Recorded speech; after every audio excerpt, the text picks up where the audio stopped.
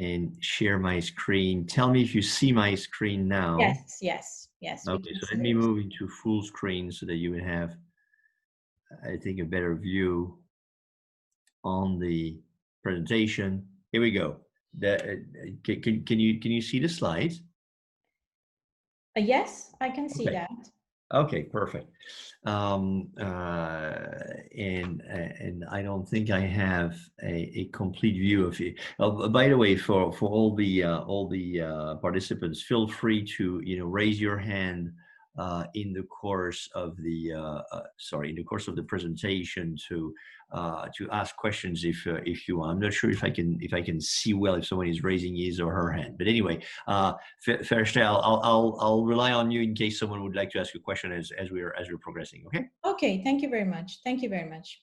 So thanks for inviting me to speak at this webinar. The subject is about innovation in the field of vaccines for older citizens, which we refer to as subjects in the field of vaccines, because for preventative vaccines you immunize healthy people. So we're not talking about patients. We're talking about subjects, even though they may actually have otherwise some comorbidities. A few words about myself. I run an advisory company based in Geneva. I have a part-time business activity with a Chinese company which is involved in the search for a coronavirus vaccine, which is one of the actually quite advanced ones currently in phase 3. And besides this, I have board director roles in various companies, all of them in life science. Teradia is a French company in vitro diagnostics. Eurocin Vaccines is a Swedish company in adjuvants for immunotherapy. My CB1 is a Dutch company in medical cannabis. Vaccitech is a British vaccine company for cancer and infectious diseases, and Univercells is a Belgian company for the production of biologics, ranging from monoclonal antibodies to cell and gene therapy.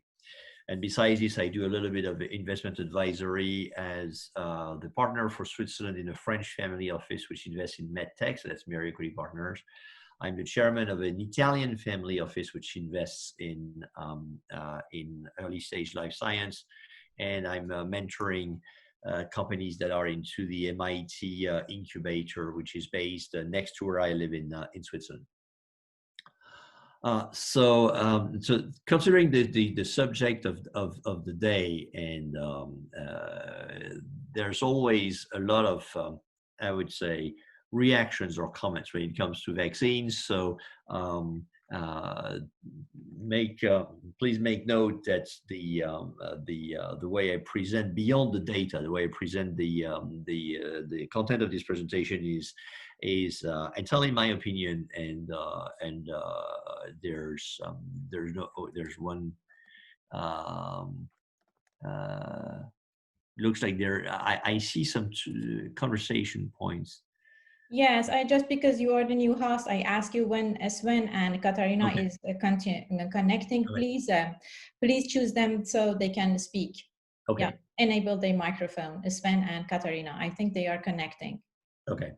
And so this is the usual disclaimer. So let me get started with the presentation itself. So I mean, because of the nature of the subject, I felt it was important to start with a little crash course on what is immunosenescence, meaning the aging of the immune system, and because that actually leads into the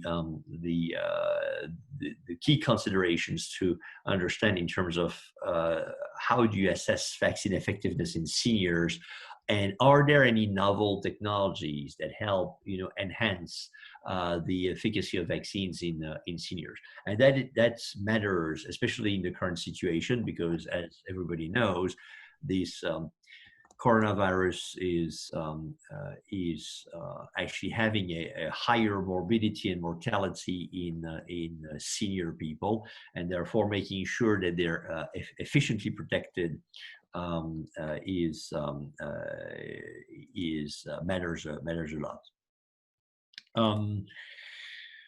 So moving on into the presentation, first some considerations there. So the key notion to keep in mind is that the immune system is, I mean, something that has been evolving over millions of years, right? It was already in place in animals, and then what we inherit is a very complex system honed by nature over the phases of evolution. And it's important to keep in mind that there's a lot of crosstalk between all the components of the immune system. Therefore, if you induce a dysfunction in a single population of immune cells, it has a domino effect across other cell subsets. And you've got a number of innate immune cells, and neutrophils and macrophages, dendritic cells, etc. And they're all involved one way or the other in the early phases of the immune response, especially the macrophages and the dendritic cells, because they play a key role at the initiation of an adaptive immune response, because they capture the pathogen or they capture the content of the vaccine, and they present the antigen to the T cells, and therefore they induce the immune cascade. And of course, also the so-called helper T cells are absolutely critical to have a B cell response. And as you know, the B cells are those that actually enhance the starting point of the antibody response. So this is just a simple schematic representation that all those cell populations are linked to each other. So in case of a dysregulation or an insufficient functioning, it creates an imbalance and therefore a suboptimal response of the immune system, either to an infection, meaning you're less protected, or to a vaccine, meaning you're also less protected against the disease. Now, why does it matter? Well, it matters because so far the percentage of the world population which is aged over 60 is 11%. It is forecasted to be in excess of 1/5 of the world population by 2050. And mind you, at the age of 60 today, nobody believes he's old, right? And people want to age young, but they're immune. Sorry? Definitely, yes, that's true. And so it does matter to actually understand how to protect this growing chunk of the population. Of course, besides the senescence of the immune system, the more you age, the more you have other diseases, cardiovascular, respiratory, and those are also having a compounding impact on the susceptibility to infection. Okay, so you not only have, even in an otherwise healthy senior, a higher risk of infectious diseases because of the aging of the immune system, but if on top of it you have, respiratory insufficiency, type 2 diabetes, cardiac insufficiency, all those are conditions that are actually increase the exposure and potentially lower the quality of the prognosis in case of an infection.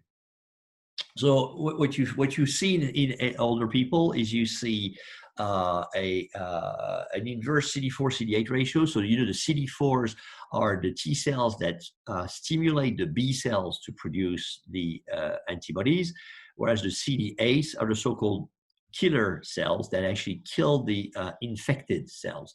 And you get in seniors less CD8s, and you have also less naive T cells. So you're deprived of the population that you want to actually initiate the immune memory against a new pathogen. And why? Because essentially you have T cells are well differentiated, but they don't have the capability to, the agility to be primed to a new target. And those tend to multiply, but then you get decent protection against older infections, but you don't get such as good protection against newer infections. And also the NK cells are also altered. So long story short, what do you want when you actually develop a vaccine for seniors is you want to overcome those alterations, and you need to therefore design a drug, because essentially from the regulatory perspective, a vaccine is a medication, it's a drug. You want to design it in such a way that it actually overcomes those limitations. So that takes us into, what is it that you're seeking when you're talking about the effectiveness of vaccine in seniors? What you want to get is this kind of outcome. So this is something which is, I think, a very telling graph. It shows the mortality. So apologies because it's a French graph. It's French data from the French National Institute of Health, which shows in the blue line or curve the mortality linked to influenza in the people of 75 years or older. And what you have in the brown square line is the progressive introduction of the influenza vaccine. And on the right-hand scale, you got the percentage of vaccination in the target population of 75 years or more. And as you can see, there is a direct correlation between introduction of the vaccine and reaching a sufficient coverage, so 60% or above, and really collapsing the mortality into the seniors. So with all its limitations, and of course the efficacy varies from year to year due to the way this vaccine is manufactured, and I'm happy to elaborate on this. The influenza vaccine is a perfect illustration that you can reduce morbidity and mortality in seniors if you have a very active immunization campaign, and if you reach a sufficient coverage. Now, what is interesting, and this is across a number of countries, and you got the reference there. It's when you look at the influenza vaccine coverage, and this was from 2012 to 2015, and you got colored bars for the various campaigns, and this is all North Hemisphere. What you can see is that the overall target population, and that's across essentially European countries. Essentially, it's the average is 30% of the population is covered, and in seniors, it's barely 50%. So some countries are actually doing a better job than others. And when you look at and this is the graph on the right-hand side, when you look at the number of comorbidities that are considered as increasing the risk of severe influenza that are properly immunized, you see that even in patients who have 4 or more comorbidities, you're barely at 50% on average in the population. So there is an insight there, which is that if you don't get to recommended immunization level, you don't harvest the full impact from the public health perspective of vaccines. And so what should be the next steps? I mean, when you look at what WHO is saying in terms of what's the framework for action in especially in seniors, what you see is what you want to avoid anything that results in a decreasing physical and psychological capability, so that you don't get to essentially dependent people. So you want to essentially intervene and protect before you're at a stage where you have to protect an individual that has, besides advanced chronic conditions that require a lot of care and potentially come with a massive both financial burden and also emotional burden on the patient, but also on their families. And what's very interesting is when you look at the target vaccine profile, or the ideal vaccine profile seen from the WHO, it shows some features that are, of course, very suitable for vaccines used in emerging markets. But I have highlighted the desirable features that would apply to any vaccine if it was to be qualified as an ideal one. Of course, starting with safety, and that applies to any vaccine for seniors, you want a vaccine that has limited or no contraindications, right? Because otherwise you create exclusions and you have an imperfect public health tool. You want also, the safety and the reactogenicity to be bearable so that there's a good benefit and risk profile. And on the efficacy side, of course, you need to demonstrate sufficient clinical efficacy, but you want a rapid onset of protection. The issue with some vaccines is that it takes multiple doses and a progressive ramp up of immunity to reach clinical efficacy. Ideally, you would want something which is single dose that gives you a rapid protection, but also a lasting protection. And by the way, I'm sure you're all aware, this is the central question nowadays with the development of the coronavirus vaccines is, are they clinically protective? And if so, how long is the protection going to last? So when you look at, therefore, what kind of technologies can be used to, help, improve the vaccine for seniors, there are broadly three domains, if you will, where there's a search for technologies that can help improve or boost the efficacy of the vaccines. The first one is the design of the antigen itself. Okay, what is the active substance? Can we engineer the active substance in such a way that it elicits a stronger response? That's chapter one. Chapter two is the adjuvant. Okay, the antigen being what it is, can we add a substance that actually boosts the immune response, solicits the immune system in such a way that it amplifies the reaction? And lastly is administration route.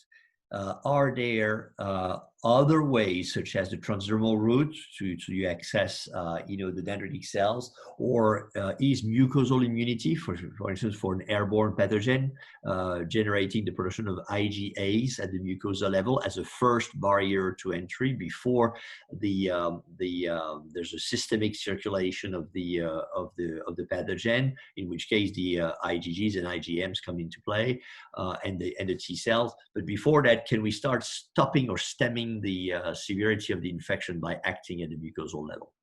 And those three routes are being explored for all vaccines in general terms, but especially for vaccines that are applied to seniors. And so let me take a few examples to illustrate the points in vaccine-specific designs for seniors, and keeping it on the field of influenza, which is well known. And there are three options that have been tried, and you have a table summarizing what's available today in terms of vaccines that have demonstrated a clinical superiority in seniors. The first approach was to increase the dose of antigen. Essentially, it's okay, the immune system of the seniors is not responding so well, so therefore, essentially, we're going to kick it stronger. So you increase the dose of the antigen. So that's the approach that has been taken. It's the third line in the table one, so-called high dose inactivated. So what you can see is that it contains 60 micrograms of hemagglutinin per antigen, as opposed to the standard 15 microgram. That actually works reasonably well. Of course, it is at the expense of higher reactogenicity. So you have more subjects who report pain on injection and a bit of fever in a couple of days following the injection. But of course, this is the price to pay to get a stronger response. The second approach is to not modify the antigen content, but to add adjuvants. So this is the second line of the table. This is MF59, is a proprietary adjuvant belonging to formerly Novartis, now GSK.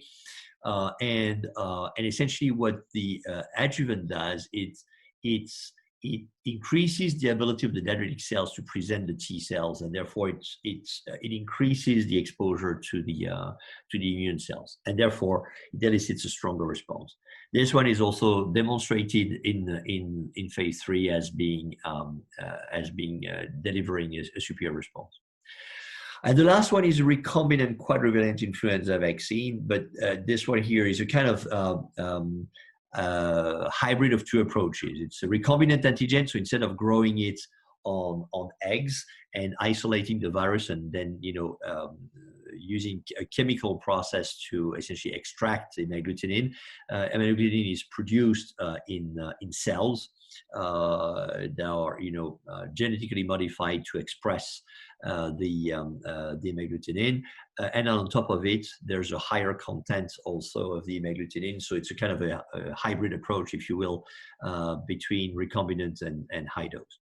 The first line in the table is, for your reference, is the standard inactivated triquadrivalent vaccine, which contains 15 microgram of, which is what any, I would say, adults, for instance, in Europe nowadays is receiving. And so I'm reaching pretty much the end of this presentation. So what are the insights that have been derived from all this work and all the clinical activity to substantiate the value of those products? Is, of course, it starts from the known situation from the epidemiology perspective, that older adults are more vulnerable and they are at higher risk of poor outcomes when they get influenza as other infectious diseases. And also they're at risk of greater complications, which there's a greater risk of persistent disability in seniors compared to younger people, with all the social and economic impact. So, prevention is important. And even with the imperfect vaccines that were used in the past, meaning the 15 micrograms one, not high dose, not recombinant, and not adjuvanted, we've seen already the benefit in terms of public health. So clearly the insight is that continuing to vaccinate with, of course, appropriate and properly tested vaccines remains the recommendation, and there's a global consensus on that matter, and where the efforts should now be oriented is towards increasing the coverage, because this is, as you know, infectious diseases are transmissible diseases, and until you reach a sufficient degree of coverage in the population, you can't effectively block the transmission, and therefore you're still, maintaining the risk of contamination. Thank you very much, Pierre. It was great. Thanks a lot, everybody. So if you have any question, you can quickly, I think there is, let's see, is there any question? Anybody wants to ask a question?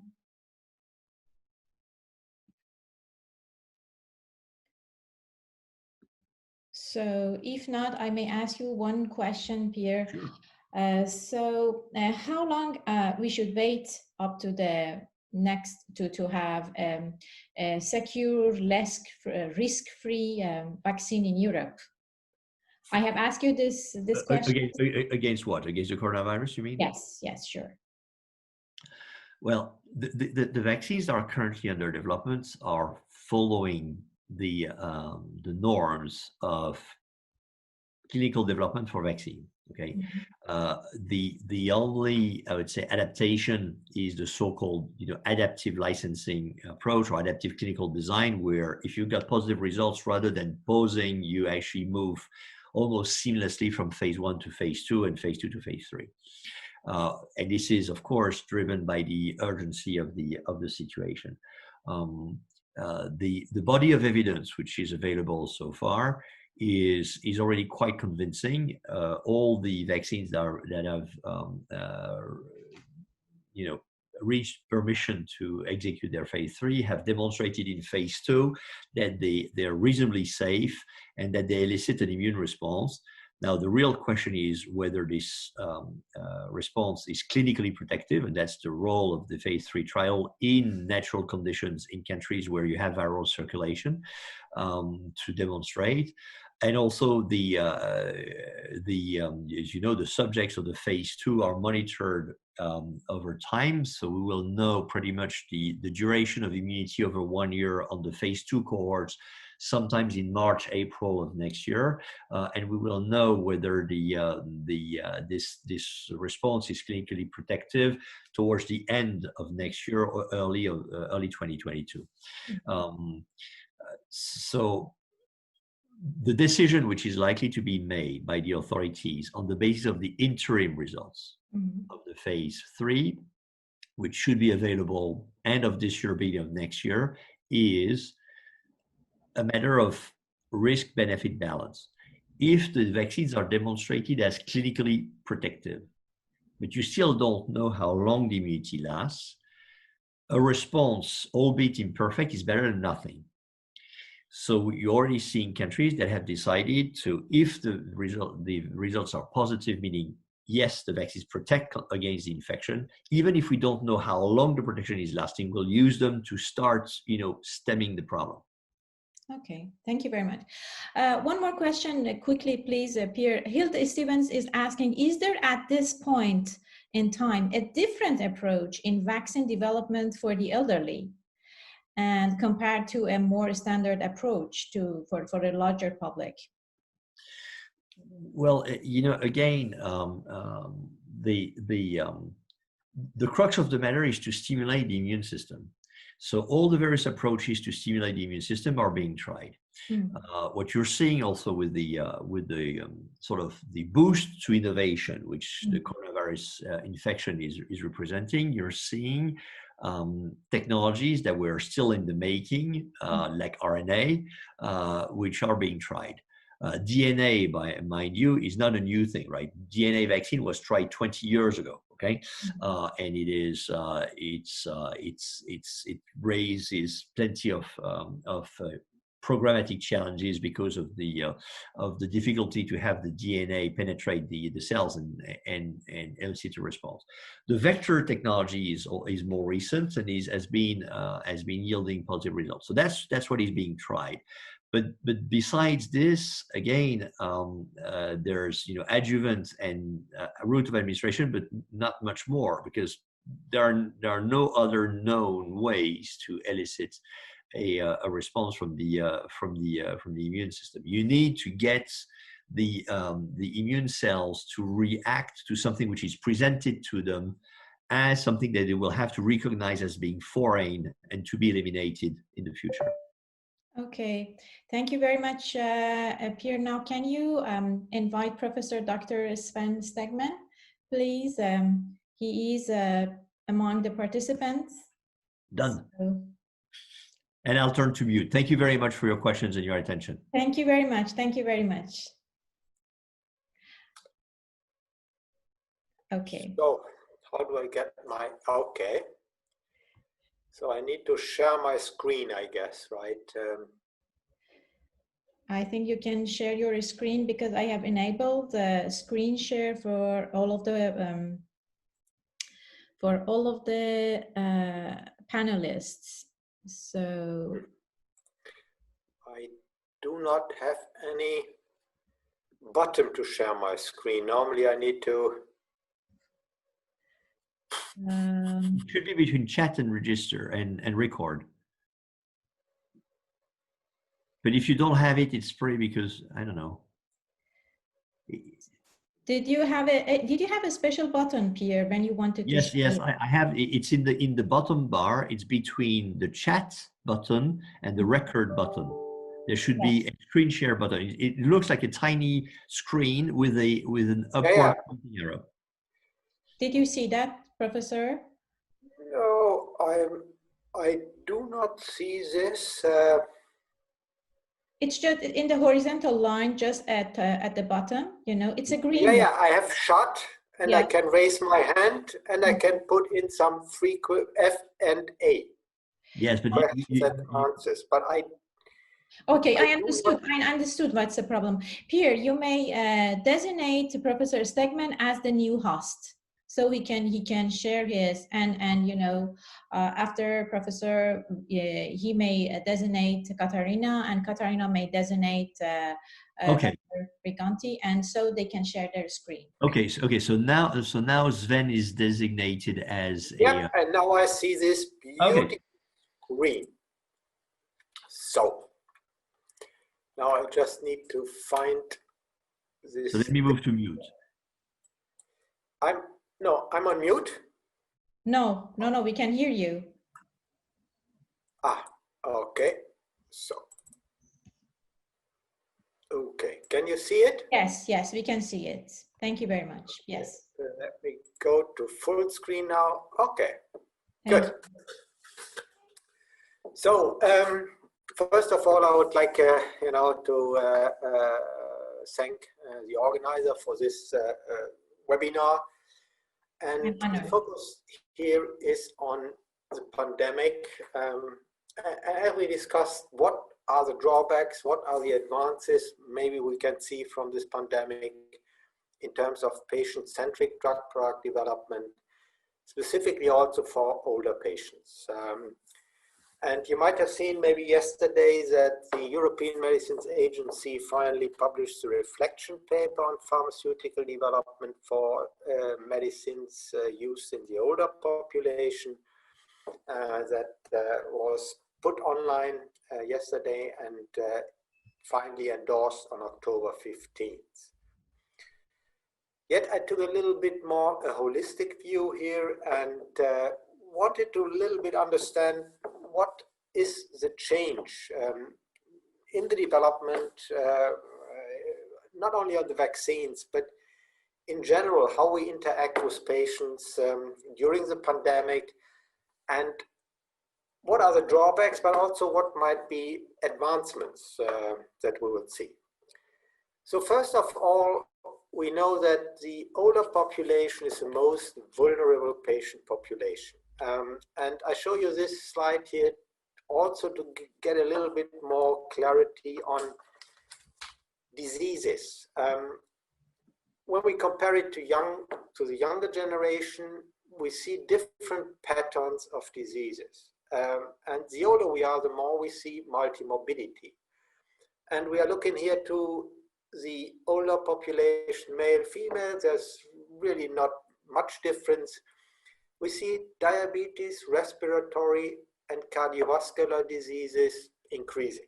And these are exactly the risk factors for patients who are suffering from COVID to have a severe outcome.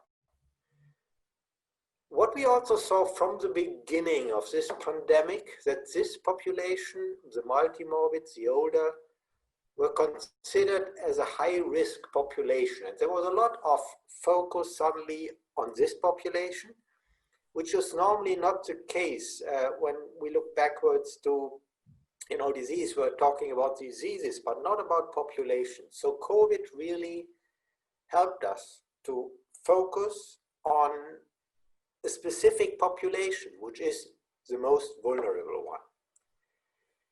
And we know that the most fatal impact of COVID concerns this population, and suddenly you see a lot of tools being developed, a lot of awareness which is created around this virus and the population. And this is just here from NIH or the CMS, Center of Medicare and Medicaid Services, where they immediately put on a lot of information for healthcare professionals, for patients themselves, about the disease, about the vulnerable patient population, and you know what we can do, or you know in which way we see this population suffering from the disease. And I would say every day you will see new publications coming out on disparities also from different populations suffering in a different way from this pandemic, from this SARS-CoV-2 virus. So it really brought a lot of attention, and even the WHO, which is very much active in this area, as you know, recognized that specific environments are critical, like the care homes, and that we have to protect people who's in their environment. So it's not just about how do we treat people, with what drugs we treat, but how do we really protect people and keep them healthy. And if you see it here, we see suddenly a focus on COVID-19 for older people. So very specific population that suddenly gets into the focus of our healthcare services and healthcare deliveries. Indeed, the impact of the pandemic on the pharmaceutical development and how we run clinical trials, how we treat patients, so in a day-to-day care, had a significant impact on the clinical trials. And there was a very interesting publication which also appeared very recently, that the new trials, new clinical trials that started and which are recorded in the clinicaltrials.gov website, really went down in the peak months of the pandemic, where everybody was shutting down. We did not understand the virus. We don't know what to do. But you suddenly see that over the months we start to recover. And this recovery basically shows us that we are starting to understand how we can deal with the situation. And you also see that due to the COVID, a lot of clinical trials were suspended for a while. And this stays at a still quite a high level, but you know, somehow we have to deal with the situation, and you can see that the new suspension went down significantly. And a lot of trials were restarted over the last couple of months. Now, why does it happen? When you ask clinical trial investigators, and here there were a total of 245 which were surveyed, on the percentage of patient and sponsor contract research organization interacting, which were taking place remotely, you suddenly see that before the crisis there was only a very, very small percentage of remote clinical trials, and at crisis this raised extremely high. So we went from the face-to-face more to the remote. And the expectation is we learn. We know what works, we know what don't work. But when we suddenly apply these remote clinical trial settings, we see that surprisingly things work, which we consider as, you know, it will be difficult, I don't know, we cannot, we can't. And suddenly you see that, well, we say we might continue to use a number of these remote clinical trial settings even beyond the pandemic. And that is what you can see here, the percent how we interact with patients, like healthcare professionals interact with patients, will be maybe tripled roughly after COVID. So a lot of this will be maintained even if the pandemic is over. So we move from a typical face-to-face, and we learn to use how we can apply remote healthcare, either delivery to patients or in clinical trials, where we can apply remote assessment successfully. And what investigators, when they were asked whether, you know, the clinical trial intervention presented in randomized order would increase in adoption post-crisis, and to select up to 3 interventions which they believe would sustain, you see that telemedical consultation, remote patient monitoring, e-consent, e-sources, and so on are expected really to be maintained post-COVID. Simply because we suddenly apply these technologies in the absence of personal contacts, and we identify how nicely they will work. So the pandemic gave a real push into using new technologies like digital health, like telemedicine and remote control and monitoring of patients, and brought us a huge step forward simply because we have to use, there was no alternative. We also saw that over the last years, a lot of things have changed. We started from the typical development passes where you go through the phase 1, phase 2, phase 3, and pre-registration, which were no longer possible in the rare diseases, orphan diseases, and specifically not in the new modalities, the CAR T-cell therapies, where we learned over the years before pandemic that we might have different ways of doing our clinical trials. And there was a huge number of work being done on what was called the adaptive design in clinical trials. And this was really released as a guideline from the FDA November 2019, so just before the pandemic started. And during the pandemic, as you know, we haven't had any time. There was no possibility to plan a clinical trial, to decide on the trial center, on the inclusion, exclusion criteria, randomization, then shipping over the drug, in a blinded way. We used simply this adaptive clinical trial to get out most of what we can do in a short time frame. And these adaptive clinical trials allow much more flexibility and in the design when we see. So we are not just running a trial from A to the end, but immediately see what we learn. And the more data we get, the better we are in understanding possible outcomes, maybe seeing some advantages in certain therapies, add-on therapies. And the major advantages are that it might provide the same statistical power with much more smaller expected sample size or shorter expected duration than we have it in a normal clinical trial. We have the ability to stop a trial early when we see there is no outcome, but also add on new therapies which suddenly evolve as having a positive impact on the typical diseases. And it's about effectiveness in the targeted subgroup of population, which we can also generate during the clinical trial.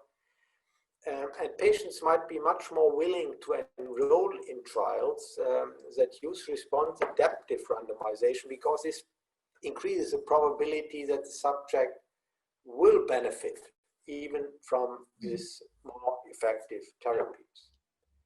And this is one of the trials, this discovery trial, which is a typical adaptive clinical trial design, where you had different arms, a number of patients, and during this trial, you adapt while you learn, you skip certain treatments like the hydroxychloroquine. Hydroxychloroquine was skipped and another one was added simply because we saw that this drug was ineffective and another combination might give much better response. So this clinical trial design was luckily developed in a theoretical way and put in some guidelines just before the pandemic. And then during the pandemic, it was just applied. And we now learn that in real clinical trial settings, this adaptive clinical trial might help us to get much faster and much more precise also for subpopulation the results we are looking for, so the verification if a drug is safe and effective. Yet there is this question on excluding, these older patients from the clinical trial. Now, this is a publication which was also looking into how much of the older population we have considered. What you see in this publication, it's saying that it did not exclude patients with common chronic diseases, so the older and the multimorbid. The only thing is that there are risk factors, and we need to make sure that safety first. So you don't start with the most vulnerable patient population in the clinical trials. That's why you still say until today in the vaccines, maybe the older are not represented well. But when you go and look into the clinical trials, you will see that there is no exclusion of older patients. It is just that they haven't yet been enrolled, because this phase 3 trials in the vaccines, COVID vaccines or treatments, are just running for 2-3 months. So we are just starting basically the phase 3 trials. But again, they concluded that they are not excluded, but yet maybe not be included, as these known risk factors may lead to severe illnesses, which have not yet been really included in the existing studies. However, if you look to the clin.trials.gov website, where every clinical trial is listed, first of all, you'll see that the total number of clinical trials on COVID treatment and vaccines is actually 3,611, and that is coming from October 17. So that's the latest. Every day there are additional trials. If you look to the inclusion criteria, the trials to include patients beyond 65, you will see that there are roughly 92% which do not have an age limit, an upper age limit. Yeah, so we need to ensure, and that is also what the guidelines are saying, which the FDA brought forward in March, immediately after the outbreak, is that every clinical trial has to first ensure the safety of the patient and then look into effectiveness. So you would never go directly to the very critical patients. You will move over slowly to the critical patients when you see that the drug is safe and when you believe that also it is safe enough for including the most vulnerable patient population. So why does pandemic might accelerate the progress? First of all, the pandemic was a complete disruption. There were a lot of economic setbacks, specifically for older, because a lot of them had some work, they were doing, and it was harder for them to remain on the work and to stay as a workforce. And a lot had to, pay their retirement or they are losing savings because they were not able to work. We know that this normally, any disruption affects the older patients much more than younger because of mobility issues and other issues, and that they might have a much more effect on the emotions, on the well-being of this patient. And we know that once the coronavirus infects this patient population, they are at an increased vulnerability. And what I mean is not just during the active stage of the disease, but also during the recovery. A lot of these patients who were on mechanical ventilation have never really recovered completely, and they are still suffering, even though they are free of corona, and the corona was months back that they affected them. And also you see a lot of ageism. Now we see the opposite in Europe. Now it's the younger population who's guilty for the outbreak. You know, in the beginning it was the older guys. So, you know, you see a lot of ageism and stereotypes in any type of disease, and specifically in pandemic. And you see that the lower socioeconomic status is increasingly a risk for severe COVID outcomes. So we had a lot of disruption, which were setbacks, but at the same time, there was progresses because it increased our connectivity. Older adults, you know, have improved their technology skills, and they gain experience very quickly with online platforms when they see the value. When they are suddenly alone at home and they cannot go to the doctor, and suddenly they know and find a way to connect with the doctor via digital tools. You see that within the families, the young guys, you know, the young kids, they help the elders to deal with the technology and stay connected. We suddenly see a lot of efforts also on the social isolation first, which is a matter of disruption, but how we really reintegrate and provide social well-being to this patient and improve the quality of life. And suddenly we get much more, you know, focus on these patients, which also help the entire society to be sensibilized for the threats they are facing, and then they get support from outside, but also they might develop more self-care and time management capabilities. And there's also, you know, an increasing awareness about the importance of advancing directives and legal documents for these patients, where we are suddenly, you know, seeing that if we want to involve them in this, keeps them integrated in the society, that we need to have new tools for them to protect them as well as to get in contact with them.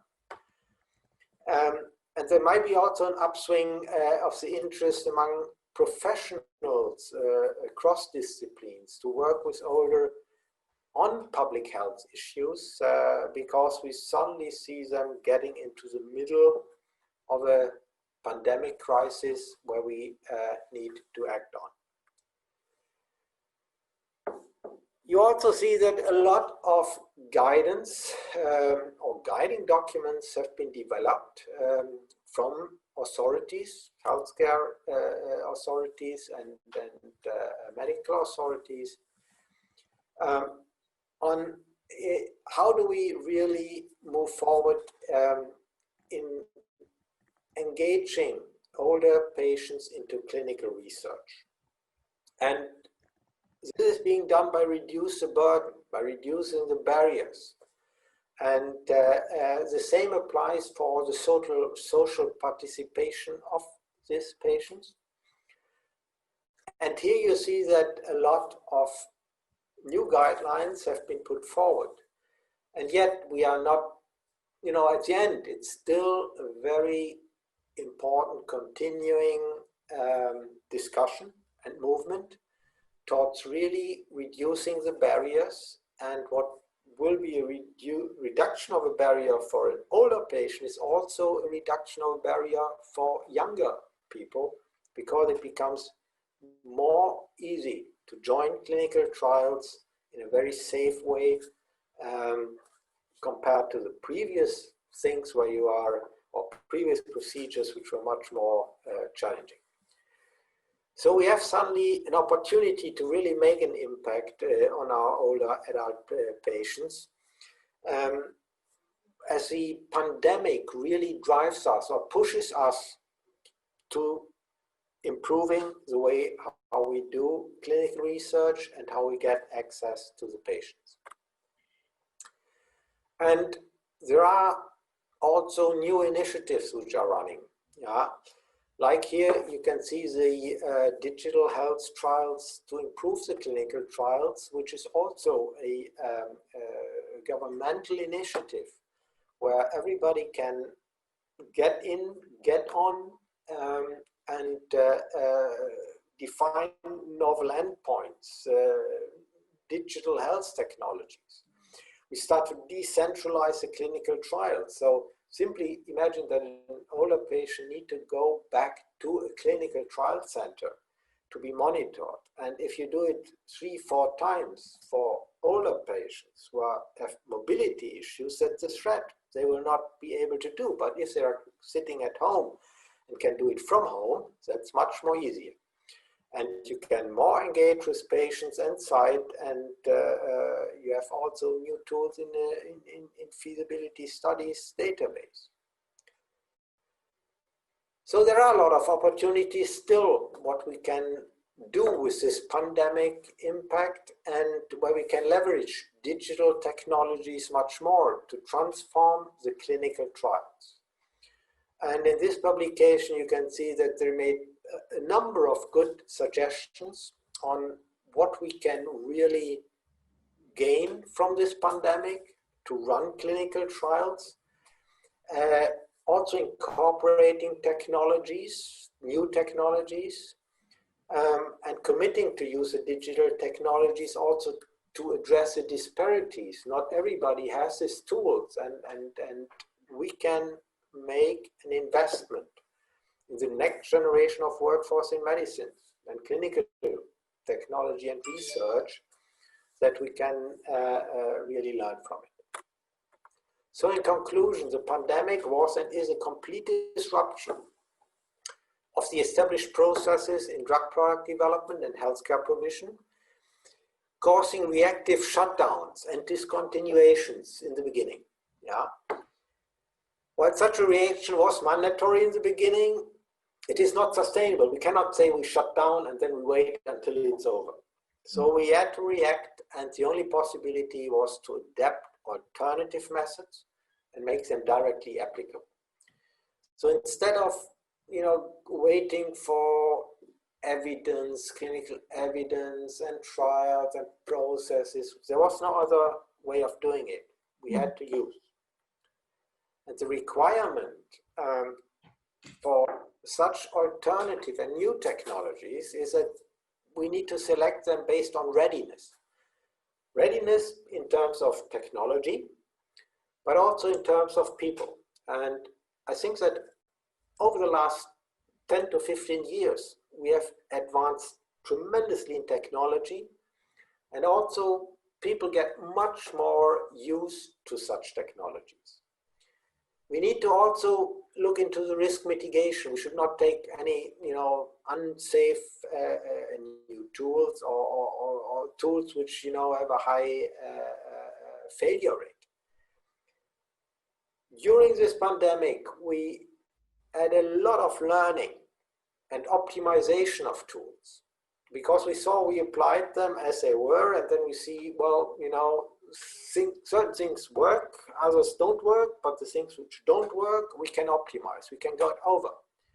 And while we were doing it, we validate the technologies, but also start to valorization. That means we see the values, we see basically the advancement and the savings and the ease of access of patients based on these technologies.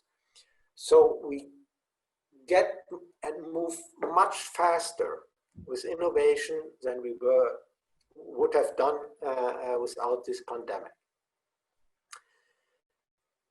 And a good thing is, even though we will return to normality after the pandemic, the lessons we have learned taught us things in much less time than before, because we did it and we suddenly see it works. So the new normality will not be the normality of the past. It will be a normality which is much more in the future.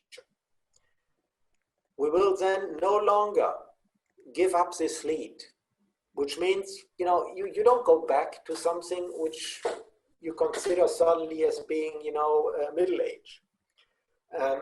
Yes, certain procedures will go back to certain procedures, but in others, you say, why should we do it? If we have a remote monitoring of patients, why should we call them to our offices every month for control in clinical trials?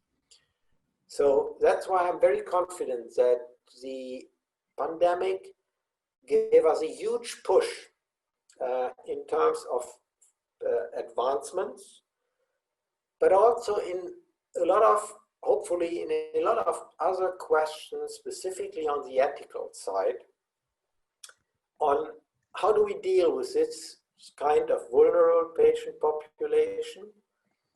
How do we really consider our limitations in healthcare and our delivery of healthcare to patients? And there was one very interesting thing, which was just, I think this morning, I heard it, that a number of pharmaceutical companies have asked the FDA on clarity on how do we want to proceed with our clinical trials on the vaccines. Yeah, because normally we are following up the patients then over 2 years, yeah, or at least 1 year. But how we are dealing with the patients who are classified in the placebo group? Do we want to leave them in a placebo group when we have an effective vaccine? How do we deal with this situation? Because we don't want to let patients under the belief that they got a drug because they joined a phase 3, but they just got placebo.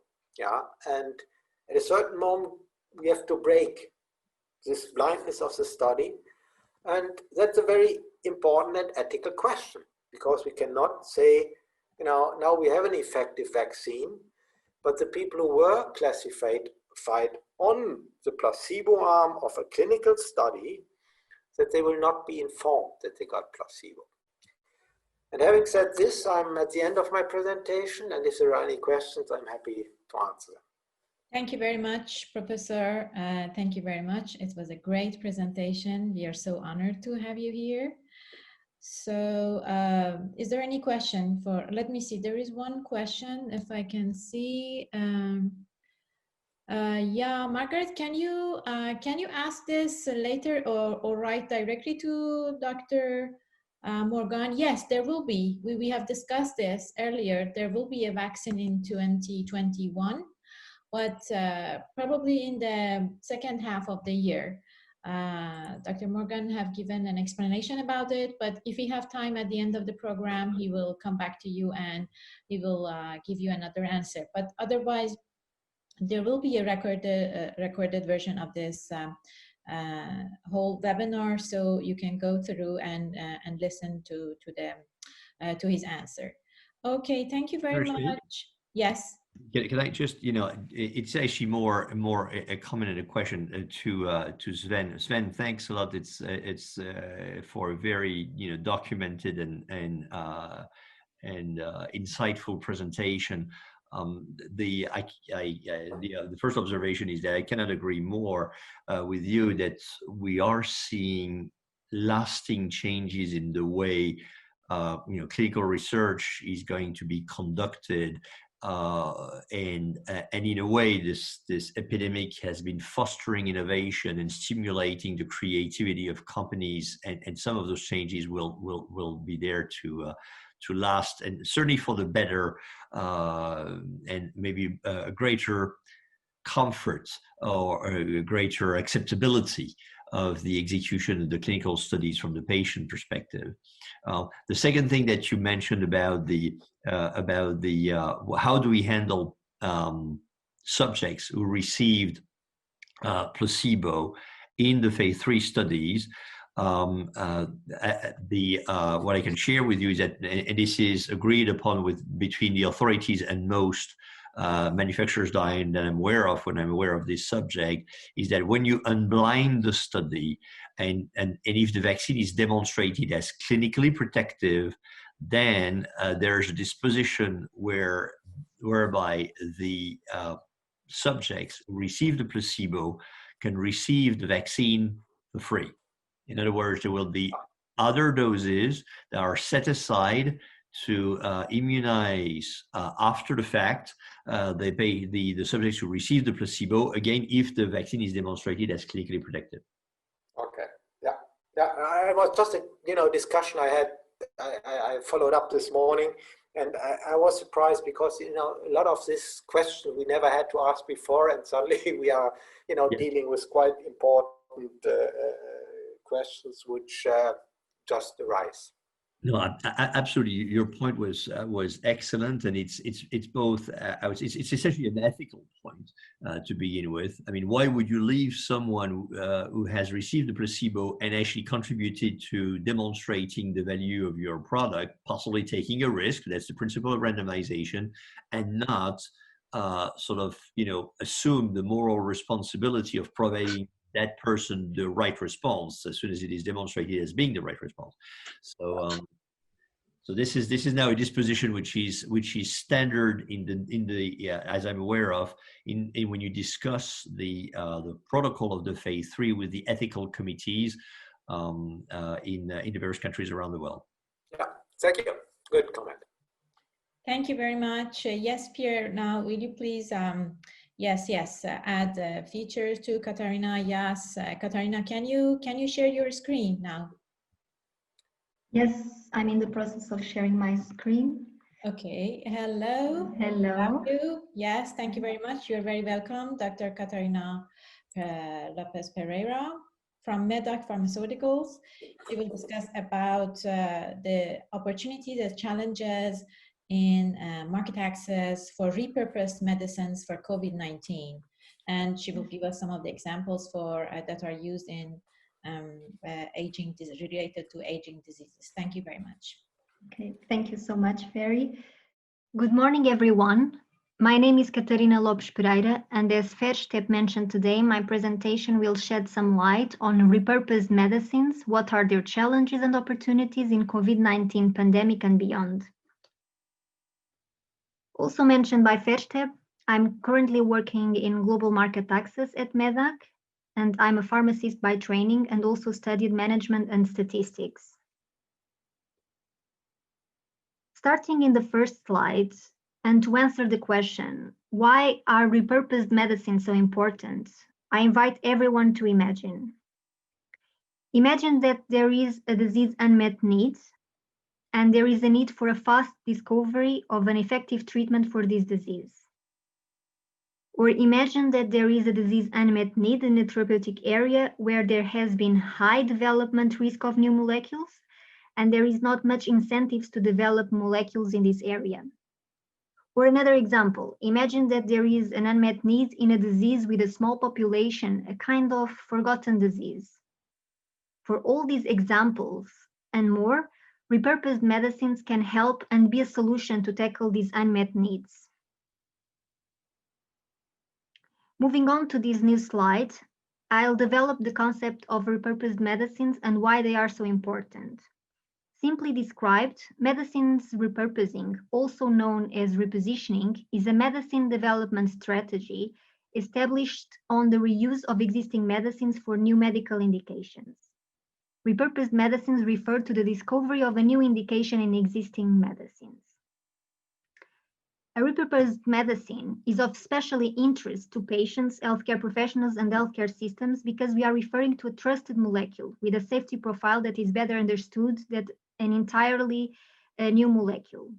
Their side effects and drug interactions have already been identified in these repurposed medicines, which enable physicians and other healthcare professionals to identify those patients who are likely to encounter side effects and to make a more informed decision as to whether a medicine is appropriate for a specific patient.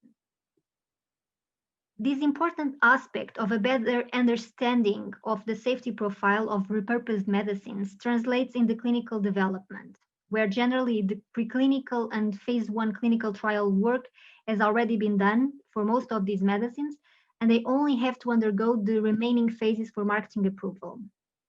This can allow a faster development compared with a new molecule. I invite you to have a closer look at the graphic presented in the bottom of the slide on clinical development. It has been estimated that the discovery of a new entirely molecule and its development lasts from 10 to 17 years, and it's associated with less than 10% probability of success. While in the case of repurposed drugs, the overall process may be shortened to 3 to 12 years. As can be seen in the graphic, there are various stages of clinical development, and repurposed medicines often move directly to phase 2 clinical trials, which is represented in orange in the graphic, potentially reducing drug development time by 5 to 6 years. Please observe the difference in the timeline between the two blue arrows, the repurposed medicine versus the discovery of a new molecule. And we can really see that development of repurposed medicines can be much, much faster. Currently, repurposed medicines have gained more visibility due to the COVID crisis momentum, because we need a fast action, and these medicines can be a faster answer, with a more known safety profile and faster development. Despite this visibility, repurposed medicines have historically been playing a major role. If we look at the graphic, we can observe that the number of publications with terms of repurposed drug, repositioning drug in their abstract or keywords have grown massively in the last years, but has been present for a long time. This really showcases the growing interest of research in this area in the last decade. Regarding other examples of the presence of these medicines, research suggests that up to 15% of given indications for medicines on the WHO's essential medicines list were follow-on indications, i.e. repurposed medicines. And as you know, this list encompasses medicines that are deemed necessary to combat diseases that are prevalent throughout the world, with a special emphasis on developing countries. Furthermore, in the US, according to some estimates, approximately 90% of medicines most used by patients are approved by the Food and Drug Administration for diseases other than their original approval, the so-called secondary indications, i.e. repurposed medicines. This showcases again the historical presence of repurposed medicines. So these key facts show that since years, pharmaceutical industry has been successful on developing these medicines. And there are plenty of tangible examples, known success stories of repurposed medicines, from aspirin that was originally indicated for inflammation and pain, and now it is also indicated as antiplatelet, or even sildenafil, which is also a known example of discovery of a new indication in an existing medicine with a different original indication. I would like to highlight the role of these medicines beyond COVID-19, specifically in forgotten diseases with small populations, in rare diseases, or even in certain conditions associated with aging. We can see some examples highlighted in the lists that are associated with aging. For example, methotrexate that was originally used in oncology and now it is used in rheumatoid arthritis. Raloxifene, firstly used in oncology and now also used in osteoporosis. And thalidomide was used in morning sickness and now plays a role in multiple myeloma.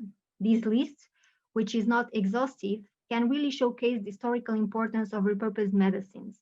We can see their role in various therapeutic areas and also the fact that their original indication is often from a different therapeutic area than the new indication. When looking to COVID-19 in particular, we can imagine that the effective treatment for COVID-19 might be closer to us than we think, if we think about repurposed medicines. There are currently many repurposed medicines in clinical development that aim to tackle this disease. And we had some months ago some positive news on dexamethasone, and currently there are around 15 repurposed medicines with potential to be effective in COVID-19. Though, despite this imminent promise, it is important to recognize the challenge that manufacturers have been facing to develop repurposed medicines.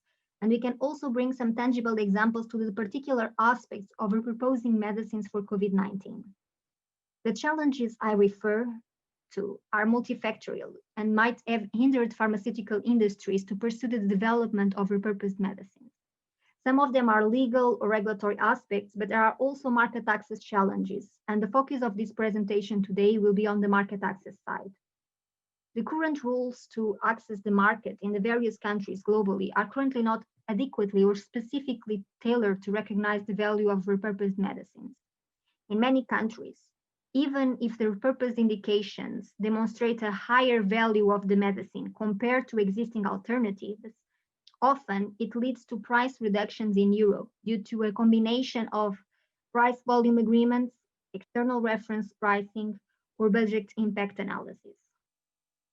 The extension of an indication in an existing medicine generally implies that we have to do a new health technology assessment or value assessment, and often this results in a decreased price after renegotiation.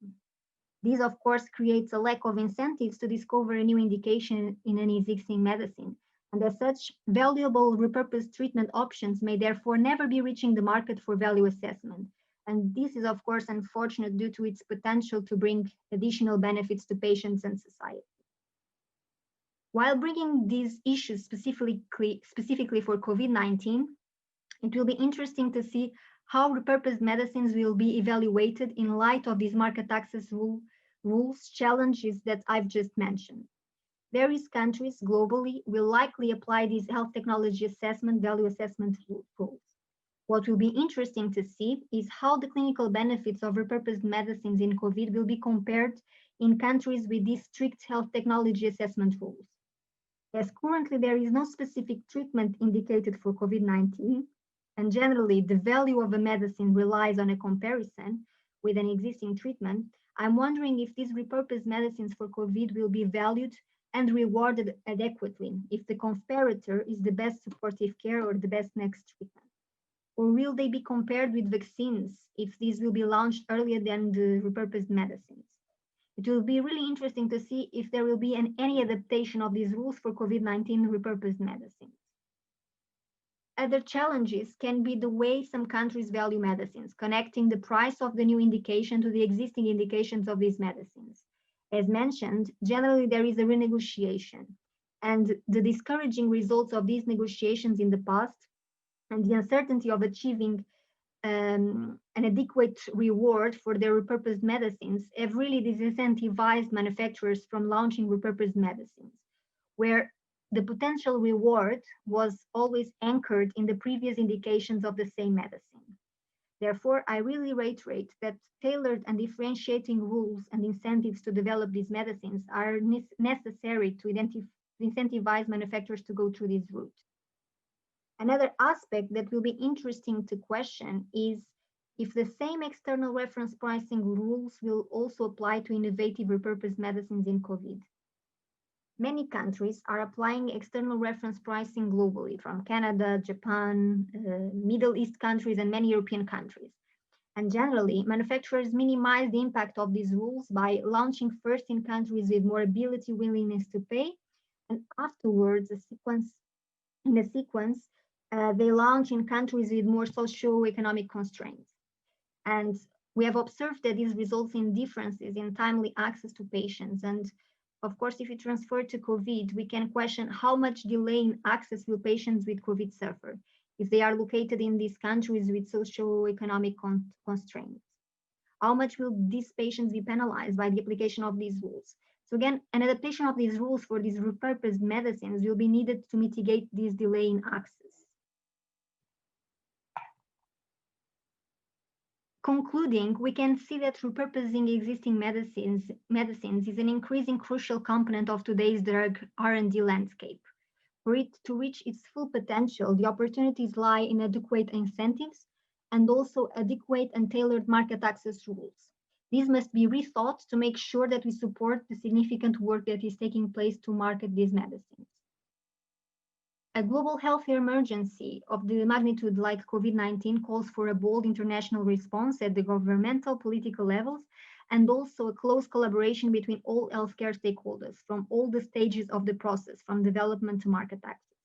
Therefore, the various stakeholders from the healthcare community must act fast to minimize any access hurdles. It should not escape us that this is a vital behind-the-scene act while efforts are underway to seek new indications for existing medicines. So these are my final remarks. I thank you very much for your attention, and I'm happy to answer any questions. Thank you very much, Katarina, for your excellent presentation. I have one question about the future incentives. Can you give us some examples? What could be the future incentives, please? Thank you. Yes. So, for instance, there are not many examples of this, but UK has in the past already started some discussions on potential incentives for these medicines. For instance, they created a fast approval. They would like to create a fast approval process specific for these medicines, and also R&D tax credits. So these are some ways to really incentivize these medicines to come to the market. And of course, revising these pricing rules that I've mentioned, these market access rules would be something that would definitely incentivize manufacturers to move forward in this direction. Thank you very much. If I answer your question. Let me see, there is a question here. Just let me see. Yes, thank you very much. No, not yet. Maybe later they will write us. Let me see. Thank you very much. Now, I think that, yes, Dr. Let's see. Dr. Giovanni Briganti will join us as the next panelist. Pierre, will you please invite him as the new, yeah, I can see him. I can see him. Excellent, excellent. Yes, Dr. Briganti, yes. Good to see you. Okay. Finally. And finally, okay. So let's see. I suppose that you can share your screen now. Yes, indeed. Great. Can you see my PowerPoint? Yes, yes. Thank you very much. Okay. Good morning, everyone. Thank you, Dr. Bray, for having invited me to this webinar. I am Giovanni Briganti. I am a psychiatrist, a medical doctor. So please forgive me if you hear screaming through my microphone. It's some of my patients in my psychiatric unit.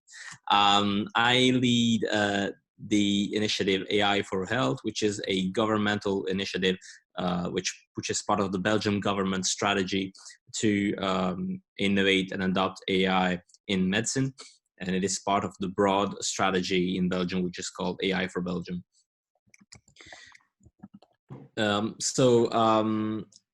Apart from being a doctor, I became very young interested with the issue of artificial intelligence in medicine, and my research is focused on Bayesian networks, which is a way of interpreting and discovering causal structures with data. And I apply it to discover and investigate mental disorders.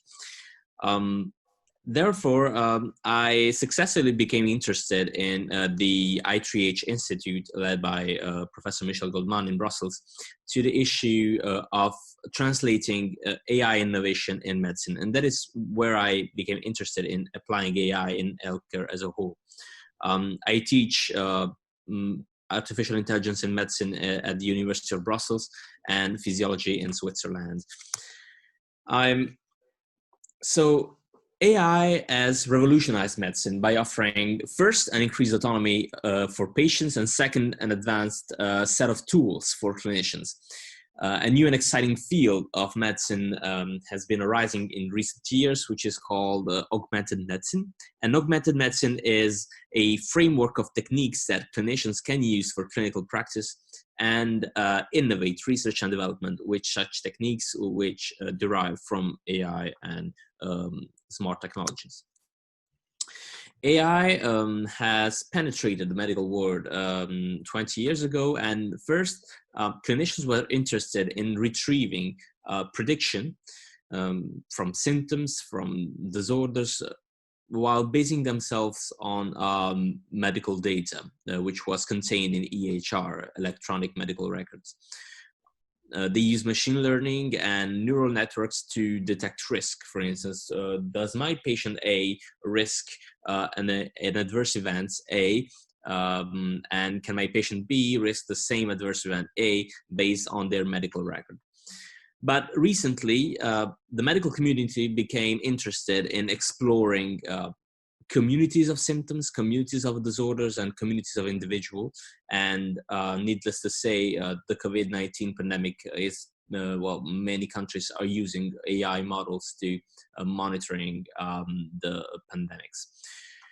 So that's where, since in the last decade, we have seen the upheaval of certain tools such as deep learning for detecting a diagnosis and abnormal structure in images or in imaging and in endoscopy and many tools.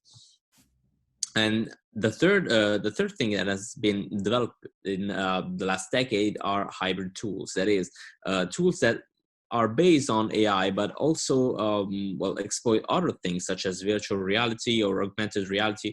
For instance, surgical navigation tools that allow the surgeon to visualize the patient's anatomy and to predict the patient's anatomy before even cutting the patient. So AI and aging have a special rapport. That is, most AI technology was first experimented on the aging individual, and a clear example of that is the Apple Heart study.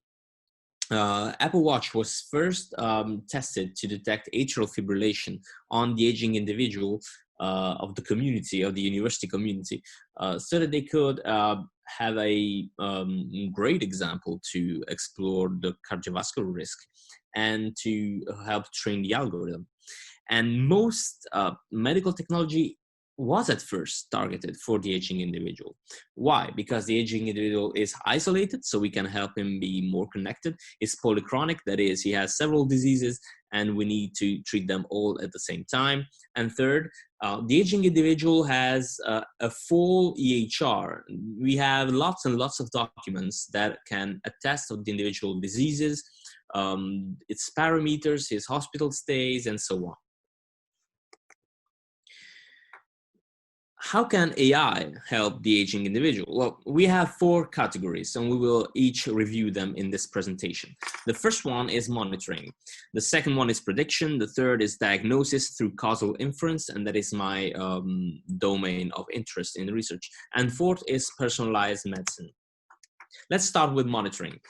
Monitoring is a really heavy task to do at hospitals. It requires lots of nurses, and we are seeing with the COVID-19 pandemic that, well, we are at a shortage of nurses, of paramedical, and we still need to get these parameters. But body parameters have a high added value. That means that we need to get them because it helps us make clinical decisions.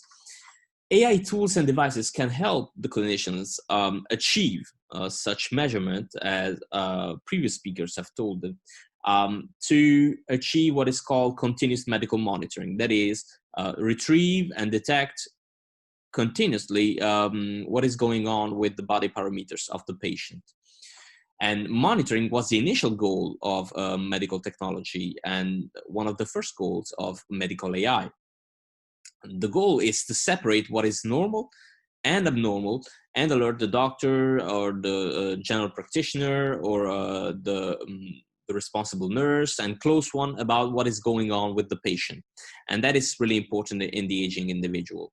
I have 3 examples. The first is heart rhythm, and you all know that Apple Watch has its own algorithm for detecting an abnormal heart rhythm, that is arrhythmias, and in particular atrial fibrillation.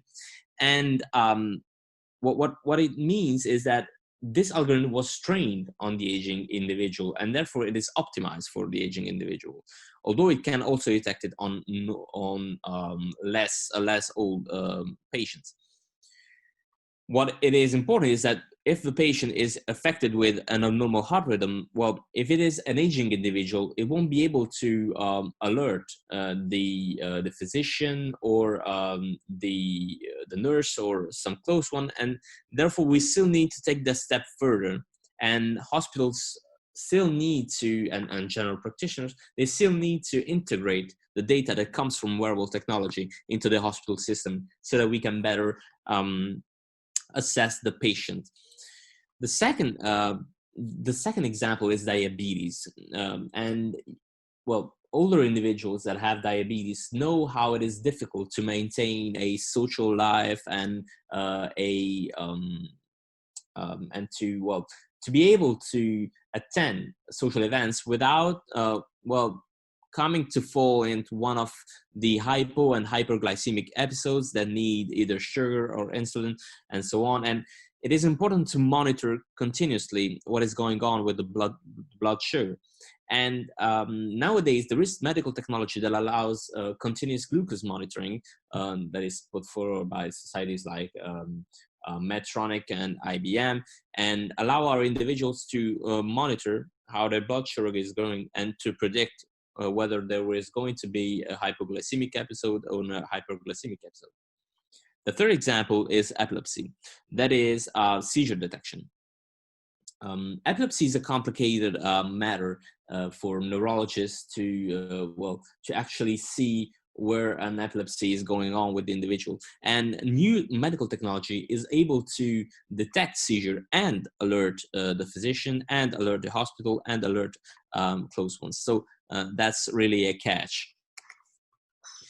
What are the challenges in medical AI concerning monitoring? Although initially interested in monitoring and interested in the aging individual, in the isolated individual, the medical technology industry became more and more interested in, reach a wider population. And we all know that young individuals are the ones who easily adopt AI. And because of the young individuals, the medical technology industry has broadened its interest in what is called the quantified self. Now, the quantified self is a problem because we will collect many more data on the young individual, which are healthy and adopt medical technology. And so the algorithms will start to understand in a different way what is called healthy. That is, risk of having a model of what it means to have a healthy organism. And then we will start to see that the aging individual will be excluded from such model because it does not meet that criteria. Why? Because the data come from younger individuals. And that is why I'm quite concerned with the issue of medical monitoring with medical AI, because we have seen in the press that entire governments are adopting this medical technology. That is, for instance, Apple Watch. There is Singapore, who is now distributing an Apple Watch to all its citizens to require a healthy lifestyle change. And one risk is that we may be able to one day say, you do not meet the criteria, you are a liability to society, and therefore we will not be able to insure you or help you if you get sick. That is why we need to tackle these great issues right now through social change.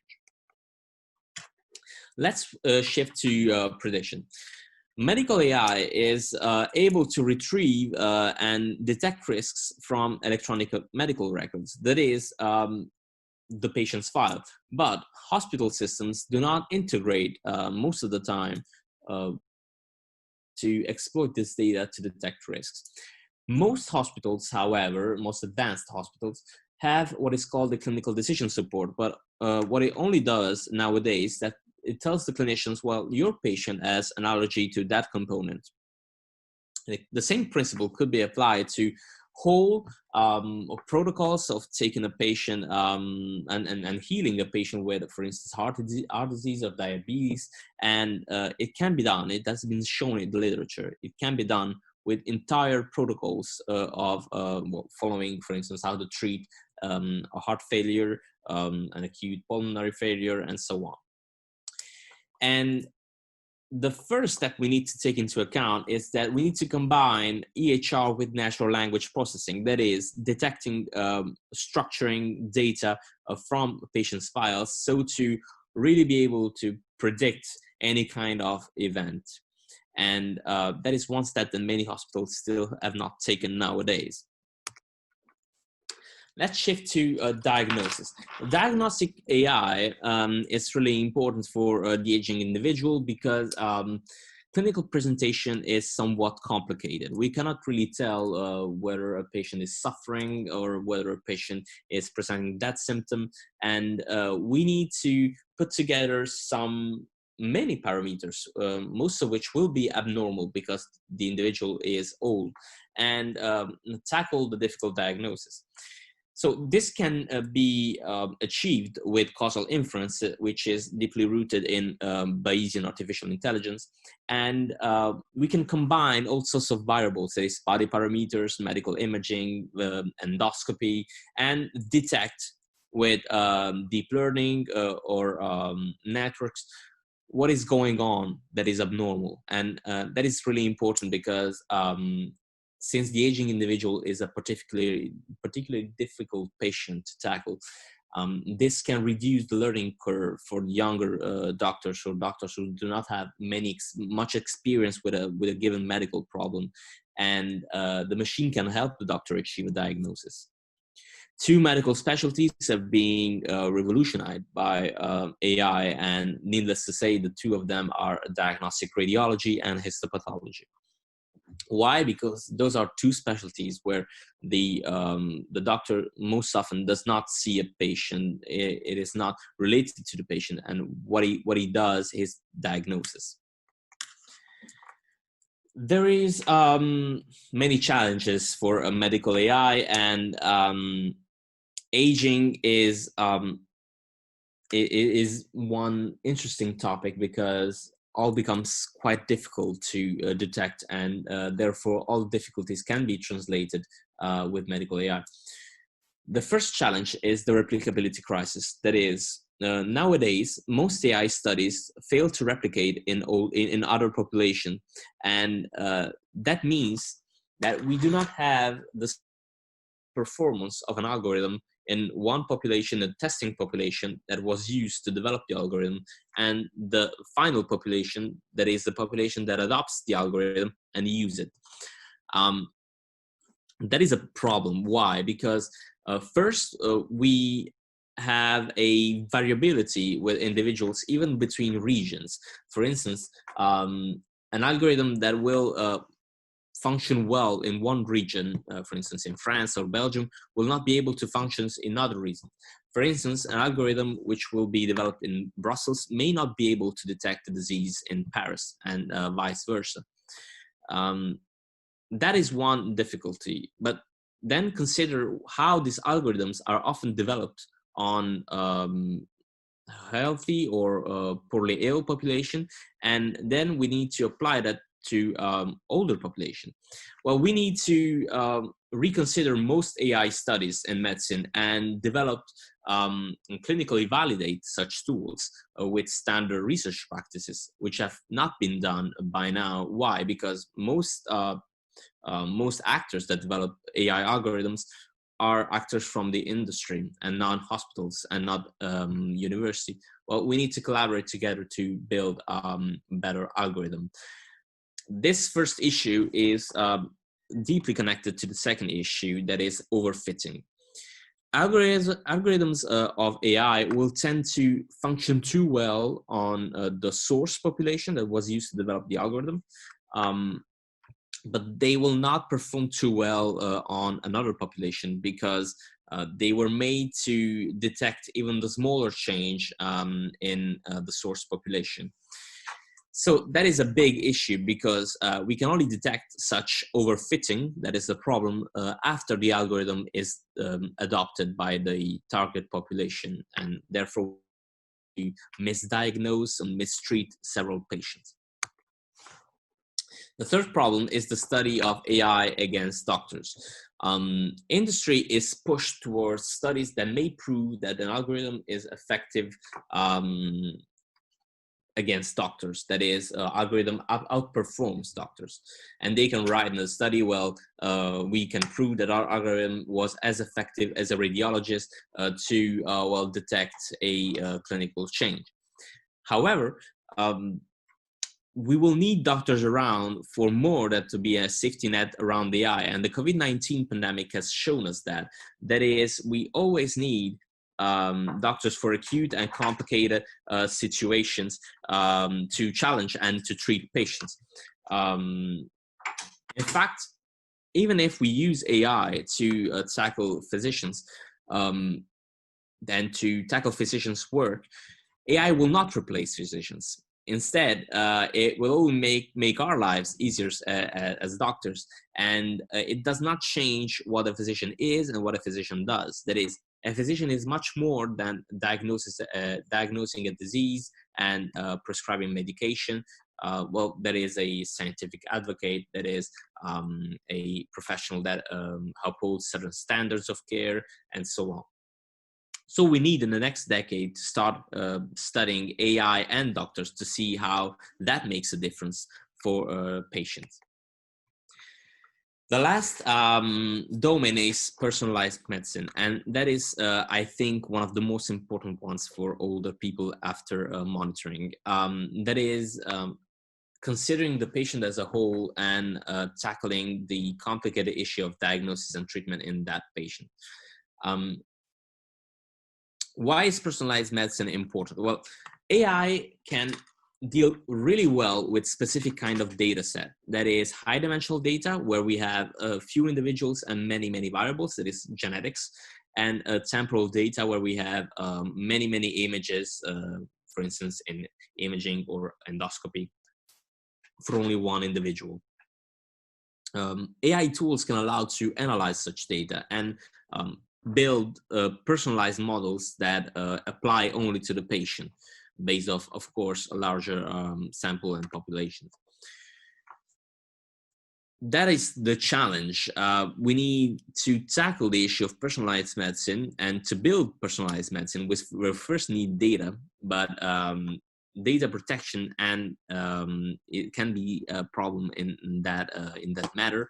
So we need to find a way to combine the forces, the strengths of well, hospitals and doctors and medical AI professionals to tackle the issue of data privacy while developing personalized medicine models. Drug discovery, I know that several speakers have spoken about it before I did, but what is really interesting with AI are in silico trials, that is simulating a patient on a computer and test whether a molecule will be effective on that patient or not. That is really innovative, since it allows to well, avoid adverse effects in real patients while selecting the best candidates for a real trial. And standard drug discovery takes up to $3 billion, and most of that money is spent on finding a candidate. So AI can help with that. What are for the challenges for medical AI? We need to overcome the abyss between the industry and healthcare institutions by building trust, by co-developing solutions from the start, and to really build up a doctor-engineer partnership. We need to get our healthcare institutions up to date, because we need to consider there are new players in town that want to do healthcare, and I'm talking, of course, about big tech and nutrition companies and wellness companies and so on. So all these actors will exploit AI at its best, and our hospitals are not. So that is why we need to, well, for the safety of our older patients and all patients, to well, integrate AI in healthcare systems. We also need to educate future and current doctors to artificial intelligence, because we will need doctors that will know how to use it, to co-develop it and evaluate it in peer reviews. In conclusion, AI should be seen as a support, not an enemy to the physician. We need to improve design of medical AI to make it safe, to make it comprehensible, and that's what's called explainable AI. We need to study doctors plus AI combined to implement it in clinical settings. We need to start building bridges between the industry and healthcare institutions so that we can co-develop better solutions. And we need to educate doctors to AI. As a final message, and in the specific case of the aging individual, AI can be a much needed improving tool that can allow us to monitor, diagnose, treat older patients better, because those are the ones we need to protect. Those are the ones who often go off radar, and that is why we need smarter tools to tackle these important issues. Thank you very much for your attention. Thank you very much, Dr. Briganti, for this very inspiring presentation. Thank you very much. It was very timely, very inspiring. Let me see, I think there is a question. I just read it from, it's from Hilda Stevens. She is asking again, and as expected, a very interesting presentation from Dr. Giovanni. Can and will predictive artificial intelligence be introduced in the adoptive CTs? And also, how is the trust of your colleagues in AI at this moment? Yes, to help them diagnosis and therapeutic decisions. Yeah, I think that's a good question. Thank you. Thank you, Dr. Stevens. It's always a pleasure. Well, doctors have become to understand the interest of AI during the COVID-19 pandemic, because it allowed them to, exploring a CT scan and to automatically diagnose COVID-19 on patients, since we are forced to do a COVID-19 scan on most patients. And I think COVID-19 is a good entry point for AI in medicine. But we need to tackle the important challenge of co-development. That is, we have now, now doctors become more and more convinced, and as I see it now, we start to have more and more demand for advice or consult from chief of department who want to deploy AI in their services. And the question is, how much will I pay to develop such solution? And the thing is, and I'm kind of astonished, but companies and the local one, the national ones, are interested in developing partnership with academic hospitals to have more use cases. So I think in the first stage of AI development and adoption in healthcare systems, that it won't cost too much for hospitals, and there is even the possibility of adopting it with no cost at all, because they still need academic validation first, and we need that in Europe, because as of now we do not have yet. About clinical trials, I think that's a necessary step in the next decade. That is, we need to start doing RCTs, randomized controlled trials, where we test AI plus doctors against doctors alone. I think that's a necessary step. But to first do it, we need, I know that in Belgium we still don't have clearance from the national doctor's orders to apply AI, so that's kind of complicated. But work is undergone and is almost finished at the national level to formulate recommendation on the governmental level to say that we need to deploy AI and we need doctors to cope with it. So I hope that it will be done in the next decade.